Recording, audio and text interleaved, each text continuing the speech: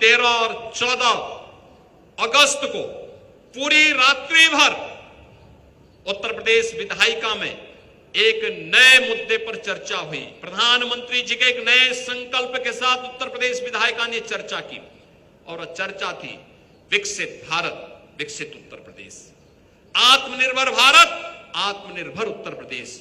आत्मनिर्भरता के इस लक्ष्य को प्राप्त करने के लिए स्वदेशी, वोकल फॉर लोकल के इस अभियान के साथ हम सबको मिलकर के कार्य करना होगा, उस अभियान के साथ आगे बढ़ना होगा। इसके लिए 3 थीम पर हम लोगों ने कार्य करना प्रारंभ किया है। अर्थ शक्ति पर, सृजन शक्ति पर और जीवन शक्ति को लेकर के 12 सेक्टर चिन्हित किए हैं। इन 12 सेक्टर को लेकर के आज राज्य सरकार इस दिशा में कार्य कर रही है।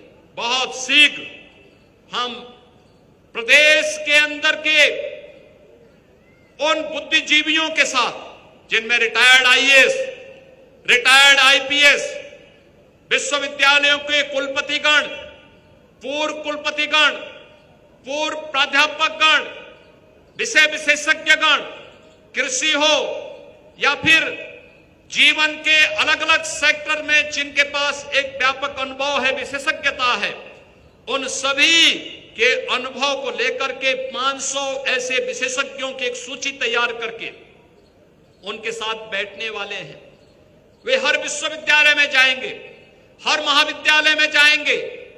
हमारा हर जनप्रतिनिधि हर अपने अपनी विधानसभा में, अपने अपने संसदीय क्षेत्र में वहां के नागरिकों के साथ बैठेगा, समाज के अलग अलग तबके के साथ, कोई महिलाओं के साथ, कोई युवाओं के साथ, कोई श्रमिकों के साथ, कोई व्यापारियों के साथ, कोई उद्यमियों के साथ, कोई हस्तशिल्पियों के साथ, कोई कारीगरों के साथ, उनके साथ बैठ करके और विकसित भारत के इस रोड मैप को कैसे हमें आगे लेके चलना है, विकसित उत्तर प्रदेश के इस रोड मैप पर चर्चा करके उनके बहुमूल्य सुझावों को आगे बढ़ाएगा। हमारा प्रयास है 5 प्रदेश के अंदर हर परिवार का एक सुझाव, कम से कम एक सुझाव हमें जरूर प्राप्त हो और हर सुझाव के बाद यहां पर एक टीम उनका मूल्यांकन करेगी। नीति आयोग के साथ हम उसका मूल्यांकन करेंगे। हर जनपद में प्राप्त होने वाले सुझावों में भी 3 सुझावों को हम सेलेक्ट करेंगे कि उस जनपद के लिए और प्रदेश के लिए इसकी क्या भूमिका होगी और उन्हें पुरस्कृत करने की भी घोषणा हम वहां पर करेंगे, उन्हें सम्मानित करेंगे। राज्य के अंदर ऐसे 5 महत्वपूर्ण सुझावों को हम चयन करके उनको भी पुरस्कृत करने का काम किया जाएगा, जिसके कारण आने वाले समय में अगले 3 महीने के